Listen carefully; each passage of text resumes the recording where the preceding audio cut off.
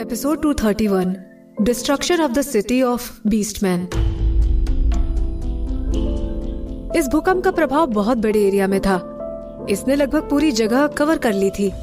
Vibration की वजह से वहाँ की राख उड़ रही थी।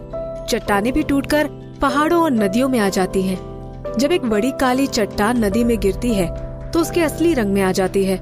उस पर एक आदमी की छाया साफ दिखाई दे रही थी। दूसरे सामानों की तरह चट्टानें भी बहकर समुद्र के बाहर आ जाती हैं। जिराज अभी एक जैसे चाल से दौड़ रहा था। फिर जब अचानक जमीन जोर से हिलने लगती है तो वो इतना डर जाता है कि चिल्लाकर जमीन से 5 फीट ऊपर छलांग लगा देता है। वो अपने पंजों से एक पेड़ का तना पकड़ लेता है और जल्दी से ऊपर चढ़ जाता है। फिर जब वो जमीन से काफी ऊपर चढ़ जाता है उसके बाद ही वो नीचे देखता है। जमीन पर एक भी जीवित आदमी नहीं दिखाई दे रहा था। इसने मुझे डर दे दिया है। मुझे लगा जैसे मैं किसी ताकतवर जानवर के ऊपर चढ़ गया हूँ। क्या ये भूकंप था? थोड़ी देर बाद जिराज को भी एप किंग की भविष्यवाणी याद आती है। फिर वो तुरंत ही निया की दिशा में देखता है और फिर पशु नगर की तरफ। नहीं, इससे निया का कुछ लेना देना नहीं है। वो तो पहले ही छोड़कर चली गई है। लेकिन पशु नगर पर से खतरा तो अभी भी नहीं टला। ये जिराज की भयानक सोच थी, लेकिन उस पर उसे ही यकीन नहीं था। फिर जब उसे लगता है कि अब जमीन हिलना बंद हो गई है तो वो नीचे कूदकर दौड़ने लगता है। पशु नगर। दुनिया दूर से विकृत लग रही है। जमीन ऐसी दिख रही है जैसे वो समुद्र की सतह हो। वहाँ समय समय पर विस्फोट सुनाई दे रहे हैं।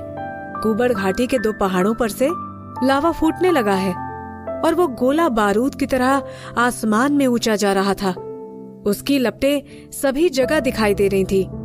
उन जोरों की आवाजों के बीच पशु मानवों के रोने की आवाजें भी आ रही थीं।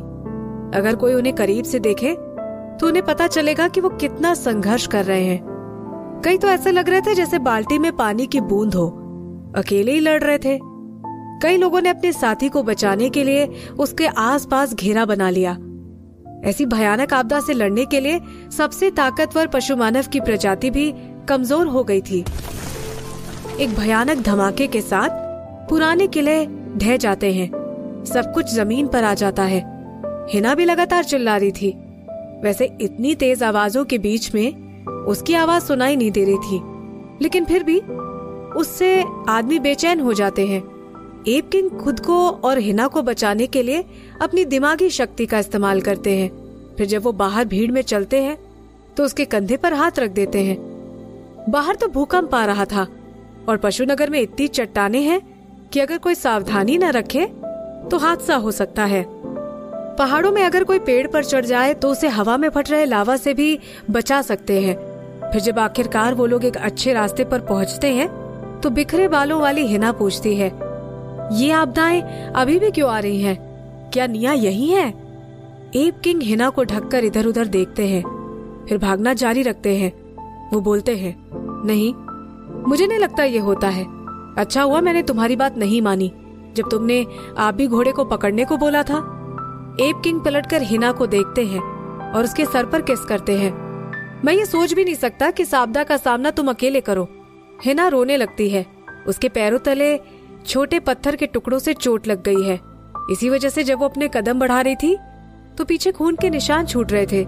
इसीलिए वो बिना हिचकिचाए गंदी जमीन पर चल रही थी। उसकी एक क्षण भी रुकने की हिम्मत नहीं हो रही थी। हिना डर से ज्यादा तो हताश हो गई थी, क्योंकि उसने अपनी पूरी जिंदगी में कभी इतनी कठिनाई का सामना नहीं किया था। वो एप किंग पर ध्यान कैसे दे सकती है? वो बोलती है, मुझे नहीं पता मैं समुद्र में जा रही हूँ। यहाँ मुझे बहुत डर लग रहा है। एप किंग के कदम अचानक रुक जाते हैं। जब उसके साथी के शब्द कान में पड़ते हैं तो उसके आसपास का खतरा पूरी तरह से गायब हो जाता है। अब तो उसके शब्द ही सबसे बड़ी आपदा है। हिना चिंतित होकर बोलती है, क्या परेशानी है? जल्दी चलो। एप किंग हिना की तरफ खोए हुए बच्चे की तरह देखते हैं और बोलते हैं, फिर मेरा क्या होगा? हिना उसकी बातों को नजरअंदाज करती है और उसे खींच कर ले जाती है। हम उसके बारे में बाद में बात करेंगे। किस्मत से जो चील खबर लेकर लौटे थे वो अभी ही पहुंचे थे। उन्हें कैसे समझ नहीं आता कि निया तो बेकसूर है, जबकि उन्होंने सब अपनी आंखों से देखा था। अब उनके पास पछताने का समय नहीं था। वो जल्दी से अपने साथियों को ढूंढने लगते हैं। फिर एक एक करके उन्हें सुरक्षित जगह पर ले जाते हैं। वो भूकंप कम से कम आधे घंटे और चला और फिर चारों तरफ शांति हो जाती है। हवा में सभी धूल और पौधों के जलने की बदबू फैल गई थी। अब वहाँ पशुनगर का कोई नामो निशान नहीं था और कुबर घाटी का भी खात्मा हो गया था। अब वो दो पहाड़ मिलकर एक बड़ा पहाड़ बना देते हैं। इस आपदा ने लगभग पूरे पशुनगर को खत्म कर दिया था। 10,000 आदमियों की संख्या वाले शहर में कुछ 100 ही आबादी बची थी। दूसरी तरफ लड़कियों की आधी आबादी खत्म हुई थी और जो भी औरतें खत्म हुई थी वो सब बूढ़ी थी। वो लोग वहीं सबकी मदद करते हैं जहाँ पशुनगर था। वहाँ पर अब पत्थर के घरों का भी नामो निशान नहीं था। अब उन्हें वहाँ कुछ मिलता भी तो वो सिर्फ ढहती हुई दीवारें और पशु मानव जो पूरे गंदे थे। बहुत देर तक कोई भी नहीं बोल रहा था। उनकी आंखों के सामने जो नजारा था उन्हें उस पर भरोसा नहीं हो रहा था। लेपर्ड किंग बोलता है, एप किंग, आपने तो कहा था कि निया की वजह से हम पर आपदा आएगी। हमने उसे पहले ही यहाँ से निकाल दिया और उसे मारने के लिए आदमियों को भी भेज दिया, फिर ये आपदा क्यों आई? ये एक 4 स्ट्राइप पशु मानव लेपर्ड किंग बोल रहा था। वैसे वो बिखरा हुआ भी नहीं दिख रहा था। वो नजारा देखकर दूसरों की तरह उसकी आंखों में भी दुख दिखाई दे रहा था। इस आपदा की वजह से उसने अपना एक छोटा कब खो दिया जो अभी सिर्फ पेड़ों पर चढ़ना ही सीख रहा था। उनके परिवार ने एक आदमी भी खो दिया जो उन बच्चों को बचा रहा था। किस्मत से सिर्फ उसकी पत्नी अंजलि ही थी जिसे कुछ नुकसान नहीं हुआ था, नहीं तो वो ये सब इतनी शांति से हैंडल नहीं कर पाता। अंजलि भी उसकी बाहों में आकर रो रही थी। एप किंग के दिमाग में तो सिर्फ हिना और उसके वापस समुद्र में जाने वाली बातें चल रही थी। वो लेपर्ड किंग को थोड़े से में समझाता है, शायद वो कहीं करीब ही होगी। अगर हम लोग उसे मार देंगे तो ऐसी आपदा फिर कभी नहीं आएगी। ये सब उसी की गलती है। तभी एक चील पशु मानव उड़ता हुआ आता है और इंसान बनकर बोलता है, हम खबर लेकर आए थे कि निया समुद्र की चट्टान पर है। नागाल उसे ही ढूंढने गया है। हम यहाँ मदद मांगने आए थे। हमें नहीं लगता। एप किंग की तरफ सबकी नजरें बदल जाती हैं। उस तेज एप किंग को तुरंत शक हो जाता है कि उसके आसपास के लोगों के मन में संदेह हो गया है। वो अपनी बाहों में रोती हुई हिना की पीठ थपथपाता है और बोलता है, शायद ये इसी वजह से हुआ होगा क्योंकि निया यहाँ काफी समय से रह रही थी। दोनों चील पशु मानव एक दूसरे को शक की नजर से देखते हैं। फिर जो चील पशु मानव इंसान बना था वो गुस्से से बोलता है, ठीक है, मैं वापस चट्टान पर जाकर देखता हूँ। अगर ये सब उसी की वजह से हो रहा है तो वहाँ पर तो झटके और भी तेज होने चाहिए। फिर वो वापस चील बन जाता है और अपने पंख फड़फड़ाकर उड़ जाता है। दूसरे चील पशु मानव भी उसके पीछे निकल जाते हैं। हिना तुरंत चुप हो जाती है और वो आसमान से देखकर चिल्लाती है, हे, 1 मिनट रुको। जब उसे लगता है कि वो चील पशु मानवों के साथ जाना चाहती है तो वो बिना हिचकिचाए ही उसे रोकती है। वो बोलता है, क्या तुम्हारे पैरों में से खून निकल रहा है? लाओ मुझे देखने दो। वो एप किंग को नजरअंदाज करती है लेकिन वो हिना का पैर उठा लेता है। दूसरे पशु मानव भी अपनी अपनी साथी के शरीर को चेक करते हैं। वहाँ हलचल हो जाती है। जब एप किंग निवेदन करता है तो हिना उसे अपनी बॉडी को हाथ लगाने देती है, लेकिन वो फिर भी आसमान की तरफ चिल्लाती रहती है। वो चील पशु मानव काफी आगे निकल गए थे, इसीलिए उसकी बात का जवाब नहीं देते हैं। जब तक वो पशु मानव दिखना बंद नहीं हो जाते तब तक हिना उन्हें लाचारों की तरह देखती है। फिर वो गुस्से से एक पत्थर उठाती है और एप किंग पर फेंकती है। वो बोलती है, ये सब तुम्हारी गलती है, तुम्हें उन्हें पहले ही रोक देना चाहिए था। एप किंग उस पत्थर से नहीं बचता है। वो पत्थर उसके सर से टकराता है और उसके सर से खून बहना शुरू हो जाता है। वो बहता हुआ उसकी नाक से होकर होठों तक आ जाता है। एप किंग उसे निवेदन करते हैं, क्या तुम यहाँ नहीं रुक सकती हो? मैं अभी घोड़ा पकड़कर तुम्हें ग्रीन क्रिस्टल दे दूंगा। हिना अपने आसपास देखती है और फिर शांति से बोलती है, ऐसे वातावरण में अगर तुम कहीं जाओगे तो मैं कैसे रह पाऊंगी? अब भारी बारिश का मौसम आने वाला है और अभी तो रहने की जगह ढूंढना भी परेशानी है। अब जब हिना ये बोल रही थी तो उसमें ये फीलिंग बहुत तेज थी कि समुद्र में रहना बहुत अच्छा है। वहाँ पर उसे बस धरा और सुनामियों का ध्यान रखना होता है। वैसे वो डर भी मेफोल का आदमी दूर कर देते हैं और उसके सामने वो परेशानी आती ही नहीं है। ये सब सुनकर एप किंग चुप हो जाते हैं। फिर वो थोड़ी देर बाद बोलते हैं, ठीक है, मैं तुम्हें वापस भेज दूंगा। एप किंग इतना बोलते हैं पर अपनी पीठ झुका लेते हैं। उसके कम घने बाल हवा से उड़ते हैं जो बेरंग सा माहौल बना देता है। ऐसा लग रहा था वो 20 साल और बड़ा हो गया है। चारों प्रजातियों में एप किंग को ही बड़ा नुकसान हुआ था। उनमें से बहुत लोग नहीं गए थे, तो पीछे छूटने की वजह से उसे ज्यादा दुख नहीं हो रहा था। एप किंग का फैसला बाकी बचे पशु मानवों के लिए आग में तेल डालने जैसा लग रहा था। उन्हें पता चल गया था कि निया बेकसूर है और उन्हें एप किंग पर बहुत गुस्सा आ रहा था। अभी उन्हें जो चीज सबसे जरूरी थी कि एप किंग की शक्ति से उनके घर वापस बनाए जाएं।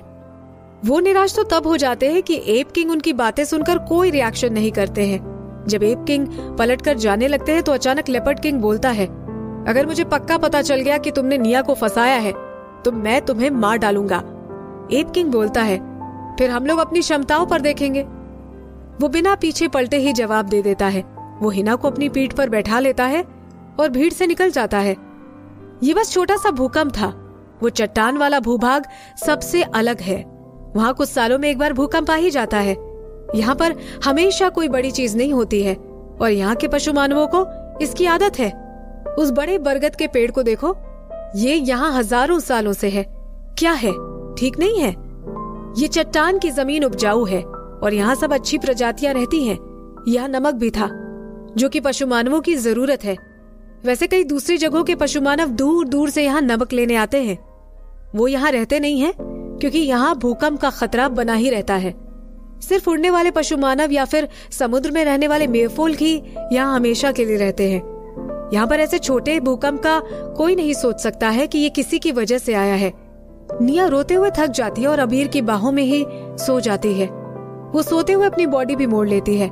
साफ दिख रहा था कि उसमें खुद की रक्षा करने का कोई सेंस नहीं था। मयूर लड़की के घर की तरफ उड़कर आता है और बाहर छुप जाता है। सिर्फ वो अपने सर को दरवाजे पर मार रहा था। अबीर उसे देखता है और शांति से बोलता है, चुप हो जाओ, वो सो रही है। अबीर की पूंछ पर अब सिर्फ कुछ ही पंख बचे थे। वो उसे हिलाता है और वापस उड़ जाता है। अबीर बहुत शातिर था। वो मयूर के पंखों को नष्ट करने के बारे में सोचता है। क्या उसे पता नहीं कि ये उनके लिए कितने जरूरी हैं? अब वो निया को अपने पशु मानव रूप में कैसे मिलेगा? अब वो सिर्फ अगले साल तक उनके बढ़ने का इंतजार कर सकता है। उसे अब ज्यादा चिलगोजे खाने पड़ेंगे। शायद वो अगले साल तक और सुंदर और रंगीन हो जाएंगे। उस लकड़ी के घर में बहुत शांति थी। अबीर अपने पैरों पर ही बैठा हुआ था। फिर जब उसे लगता है कि निया गहरी नींद में है तो फिर वो धीरे से अपनी जगह बदल देता है। अबीर दरवाजे पर टिककर बैठा था। उसने निया को अपने पैरों पर बैठा रखा था और निया का सर उसके चेस्ट पर था। जब वो अपना सर नीचे करता है तो उसे निया का चेहरा दिखता है जिस पर आंसू सूखे हुए थे। वो उन आंसुओं को साफ करता है और निया की तरफ प्यार से देखता है। फिर अबीर बोलता है, रो मत। अगर तुम्हें डर लग रहा है तो मुझ पर टिक जाओ। मैं हमेशा ही तुम्हारे साथ रहूंगा। निया बेचैनी से घूमती है और कराहती है। अबीर तुरंत अपना हाथ नीचे कर लेता है। उसे पछतावा हो रहा था। क्या सच में उसने निया को जगा दिया? निया अपनी आंखें खोलती है और अपने पेट को पकड़कर बोलती है, मुझे दर्द हो रहा है।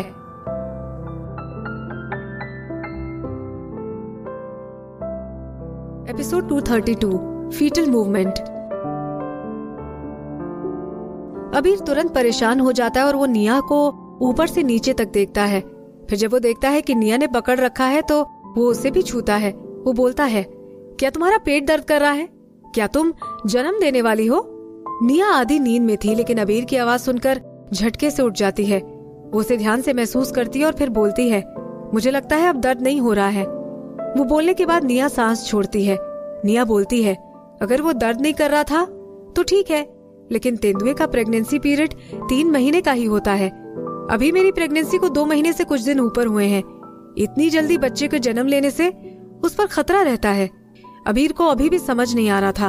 वो पूछता है, अभी तुम कह रही थी कि तुम्हें दर्द हो रहा है। पहले वो निया के पेट की तरफ देखता है और फिर उसके चेहरे की तरफ। निया बोलती है, वो पहले मुझे दर्द हो रहा था लेकिन अब ठीक है।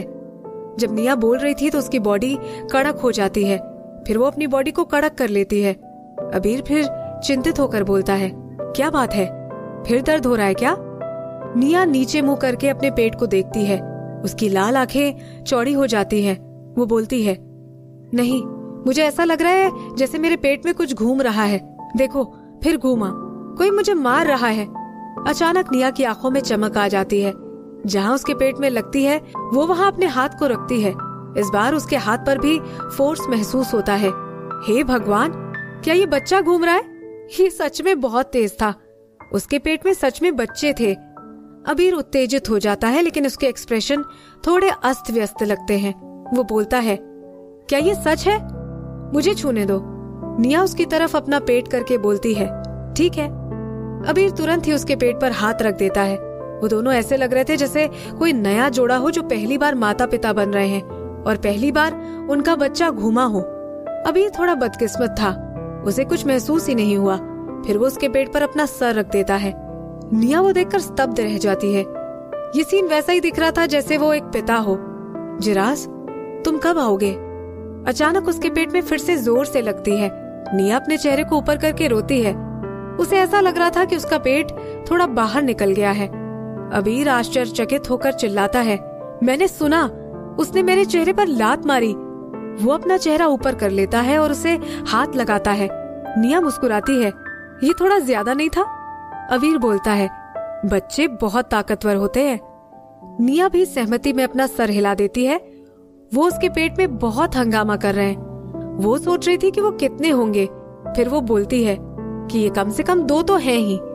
जब वो घूम रहे थे तो निया को अचानक डरावनी मूवी एलियन, जो उसने कुछ साल पहले देखी थी, उसमें एक शैतान था और उसके पेट में से कुछ निकलता है।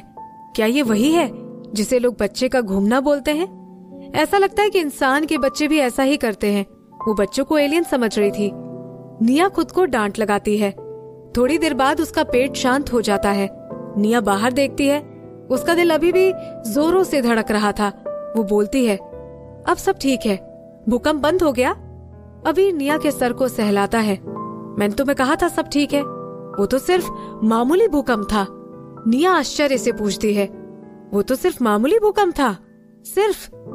अबीर उसे समझाता है, ये जगह पशुनगर की तरह शांत नहीं है। यहाँ पर ऐसे छोटे मोटे भूकंप आते रहते हैं। अगर भूकंप तेज भी हो तो हम आकाश में उड़ जाएं तो कोई भी परेशानी नहीं होती। सिर्फ छोटे बच्चे ही डर जाते हैं। लड़कियों को तो इसकी आदत हो गई है। निया ने आज से पहले कभी भूकंप का सामना नहीं किया था। उसने पहले कुछ भूकंप के बारे में सुना था जिसमें भयानक जनहानि हुई थी।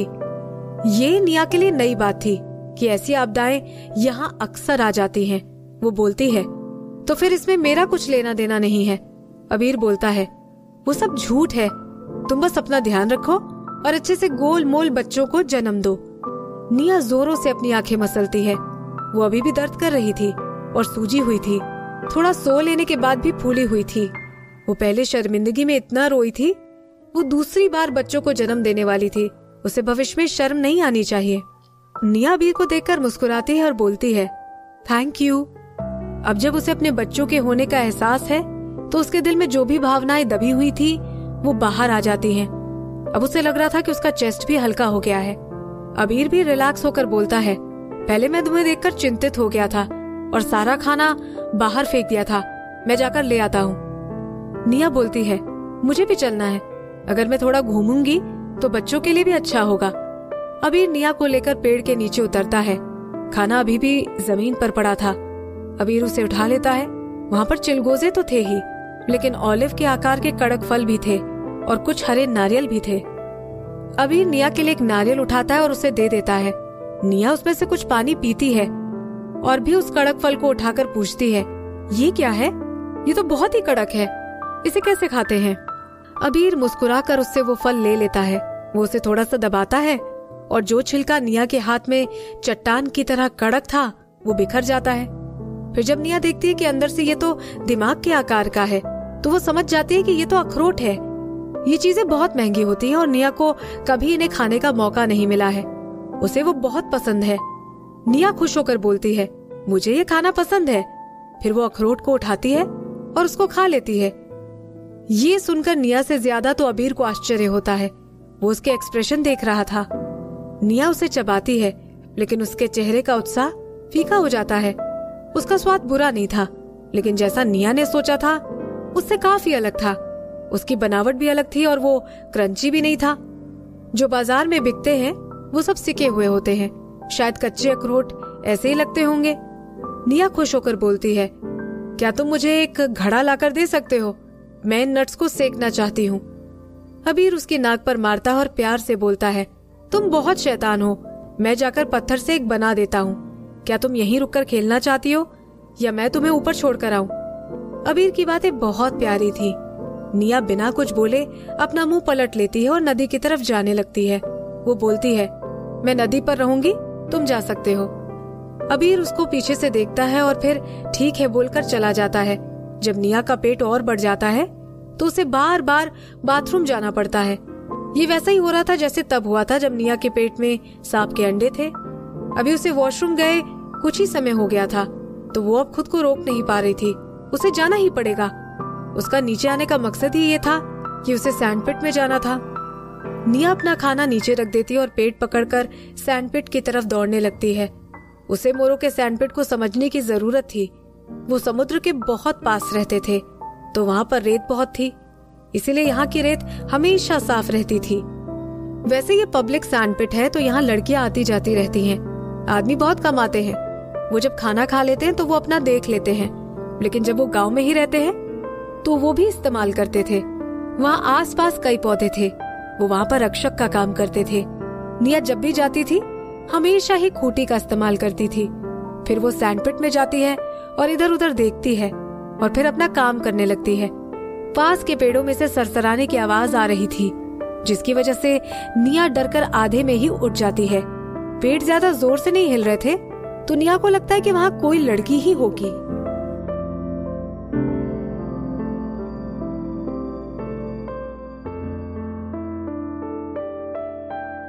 एपिसोड 233 यू लुक रियली अगली वेयरिंग इट। निया का अंदाजा सही था, वो एक लड़की ही थी। वो दोनों एक दूसरे को देखकर स्तब्ध रह जाती हैं। वो मयूरी थी। मयूरी बोलती है, तुम? जब वो निया को देखती है तो वो आश्चर्य में पड़ जाती है। उसकी बॉडी बहुत गोरी थी। कल जब निया नदी में गिर गई थी तो निया को लगता है कि उसकी वजह से वो गोरी हो गई थी। वो सोच ही रही थी कि वो बिजली की वजह से ऐसी दिखाई दे रही है, लेकिन इस बार उसे करीब से देखने पर उसे पता चलता है कि कल से निया की बॉडी आज ज्यादा अच्छी हो गई है। वो सोचती है, ओह, तो इसीलिए मयूर इसे पसंद करता है। मयूरी को ठंड लग रही थी, इसीलिए उसने स्नेक स्किन का बना हुआ ट्यूब टॉप पहना हुआ था। वो जानबूझकर अपना चेस्ट ऊपर करती है और अहंकार के साथ सैंडपिट में घुस जाती है। फिर वो मन में बोलती है, अब मैं ये कपड़े इसे गुस्सा दिलवाने के लिए इस्तेमाल करूंगी। मयूरी ने बहुत हल्के कपड़े पहन रखे थे और उसका चेस्ट बहुत फ्लैट था। नीचे उसने बाल वाली एनिमल स्किन पहन रखी थी, जिससे उसका ऊपर का हिस्सा तो पतला लग रहा था और नीचे का हिस्सा मोटा था, त्रिकोण की तरह। वो बहुत अजीब लग रहा था। निया उसके ट्यूब टॉप को देखकर मुंह बनाती है, फिर वो उससे कुछ कदम दूर हो जाती है। निया सैंडपिट से निकलकर मयूर के मिलने की उम्मीद नहीं कर रही थी। सामने से मयूर मुस्कुराता हुआ आता है और बोलता है, निया? वो अपने बिखरे हुए बाल ठीक कर रहा था। उसके पंख टूट गए थे, उसकी वजह से वो ऊपर हो रहे थे। फिर वो बोलता है, तुम्हारे यहाँ पर कोई दोस्त नहीं है और अबीर भी अभी यहाँ नहीं है। तुम बोर हो गई होगी। मैं तुमसे बात करूंगा और तुम्हारे खाने के लिए चिलगोजे भी छीलूंगा। निया बोलती है, कोई जरूरत नहीं है, मुझे बात करना अच्छा नहीं लगता है। फिर वो अपना सर नीचे करके वहाँ से निकल जाती है। मयूर भी कुछ कदम उसके पीछे जाता है। वो उसे कुछ कहना चाहता था। फिर उसे किसी के पैरों की आवाज आती है और वो पलटकर देखता है। उन पेड़ों के बीच में से मयूरी निकल कर आती है और मयूर उसकी तरफ मुंह करके खड़ा हो जाता है। मयूरी उसे नफरत की निगाहों से देखती है और बोलती है, अब मैं तुम्हें कोई मौका नहीं देना चाहती हूँ। तुम जाकर उस गंदी लड़की के साथी बन सकते हो। मयूर उसकी तरफ 2 कदम बढ़ाकर बोलता है, मैं अब अपना फैसला बदलने भी वाला नहीं हूँ। मैं तुम्हारे पास ये कपड़ा वापस लेने आया हूँ, ये निया का है। मयूरी की आश्चर्य से आंखें चौड़ी हो जाती हैं। निया को लगता है कि वो पहले की तरह अपनी बात के लिए पछता रही है। फिर वो मन में सोच लेती है कि वो भी अब इतनी आसानी से माफ नहीं करेगी। मयूरी इतना गुस्सा होती है कि वो एक शब्द नहीं बोल पा रही थी। तुम? वो बोलने से पहले गहरी सांस लेती है और फिर बोलती है, तुम्हारा दिमाग खराब है? मैं ही उसे वापस नहीं लौटाऊंगी। तुम सपने देखो। मयूर गंभीर होकर बोलता है, क्या मैं तुम्हें अच्छी क्वालिटी की एनिमल स्किन देकर नहीं खरीद सकता? और अगर मैं सच कहूँ तो तुम ये पहनकर बहुत गंदी लग रही हो। इतना बोलकर वो निया के बारे में सोचता है। फिर उसकी सोच थोड़ी वाइल्ड हो जाती है। निया इतनी सुंदर दिखती है कि उसे देखने में मयूर को शर्म आती है। वो इतनी प्यारी लगती है कि मयूर का दिल उसे देखकर जोर से धड़कना शुरू हो जाता है। इन कपड़ों को पहनकर तो वो और भी सुंदर लगेगी। मयूरी का मुंह लाल हो जाता है। उसका मन रोने का हो रहा था और एक आदमी के मुंह से अपने लिए इतने बुरे अपमानजनक शब्द सुनकर उसका मन हो रहा था कि वो इस टॉप को निकालकर फाड़ दे। वो बोलती है, क्या ये करके तुम उसके कपड़े वापस करने की कोशिश नहीं कर रहे हो? तुम्हें अगर ये चाहिए तो मेरे लिए नीली पूंछ वाली लोमड़ी की स्किन लेकर आओ, नहीं तो मैं पहले इसे जला दूंगी और फिर तुम्हें दूंगी। इतना बोलकर वो तेजी से निकल जाती है। वो ये नहीं जानती थी कि ये ट्यूब टॉप 4 स्ट्राइप नाग पशु मानव की स्किन से बना है। ये वाटरप्रूफ तो है ही, लेकिन इसे आग से भी नहीं जलाया जा सकता है। इसे आम आग में नष्ट नहीं किया जा सकता। मयूर वहाँ खड़े होकर अपने दांत पीसता है। नीली लोमड़ी के बाल बहुत सॉफ्ट होते हैं। उसके चमकीले नीले रंग की वजह से कई लड़कियां उसे पसंद करती हैं। उन्हें पकड़ना भी इतना मुश्किल नहीं है, लेकिन बस ये है कि अगर तुम उन्हें डराओगे तो वो गंदी फाट मारती हैं। अगर कोई बदकिस्मत हुआ और वो फाट किसी के मुंह पर आ गई तो फिर तो वो 1 महीने तक लड़की के सामने आना भी भूल जाता है। उसकी बदबू दूर दूर तक आती है। इसीलिए लड़की को उसकी स्किन पसंद होती है, फिर भी आदमी वो लाने के लिए इतनी आसानी से नहीं मानते हैं। उन्हें डर होता है कि उसकी बदबू लड़की को पसंद नहीं आएगी। पहले तो मयूर थोड़ा हिचकिचाता है, फिर आखिर में वो पशु मानव बनकर गांव के बाहर उड़ जाता है। यही तो जो निया का उस पर कर्ज था। कुछ भी हो जाए, लेकिन उसे ये निया को देना ही पड़ेगा। जब निया वापस पेड़ के पास आती है तो वो देखती है कि वहाँ कुछ छोटे छोटे से मोर आ गए थे और वो नट्स कोन में चोंच मार रहे थे। फिर जब उन्हें निया के पैरों की आवाज आती है तो वो पंख फड़फड़ाकर उड़ जाते हैं। फिर वो थोड़ी दूर जाकर नीचे उतरते हैं और पलटकर निया की तरफ देखते हैं। निया उनकी तरफ देखकर मुस्कुराती है और वहीं बैठ जाती है। फिर वो कोन में से चिलगोजे निकालती है और उनकी तरफ बिखेर देती है। ये देखकर वो बच्चे खुशी खुशी उड़कर वहां आ जाते हैं और अपनी चोंच से वो चिलगोजे उठाने लगते हैं। वो ऐसे ही लग रहे थे जैसे मुर्गी दाना चुगती है। वो लोग छिलके भी बाहर नहीं फेंक रहे थे। निया को आश्चर्य हो रहा था कि इतने कड़क छिलके भी पचा पाएंगे या नहीं। निया पेड़ के नीचे बैठकर अबीर का इंतजार कर रही थी। उधर से कई मोर उड़ते हुए निकलते हैं और उनकी नजर निया पर थोड़ी देर के लिए आ ही जाती है। वो खुद को साफ कर लेती है। अब ये बताना जरूरी है कि वो लोग किस रेट से पलटकर देख रहे थे। निया उन्हीं के बारे में सोच रही थी। उसे पता नहीं था कि वो गलत है या नहीं, पर कुछ मोर थे जो बार बार इधर उधर आ जा रहे थे। 1 घंटे के अंदर ही अबीर अपने साथ पत्थर का घड़ा लेकर आ जाता है। निया बोलती है, बहुत जल्दी आ गए तुम। अबीर नीचे आता है और निया के कंधों से रब होकर फिर उड़ जाता है। निया के कंधे से उसकी चोंच टकराती है। जैसे उसे वहाँ कुछ अजीब फील होने लगता है और वो उधर देखने लगती है।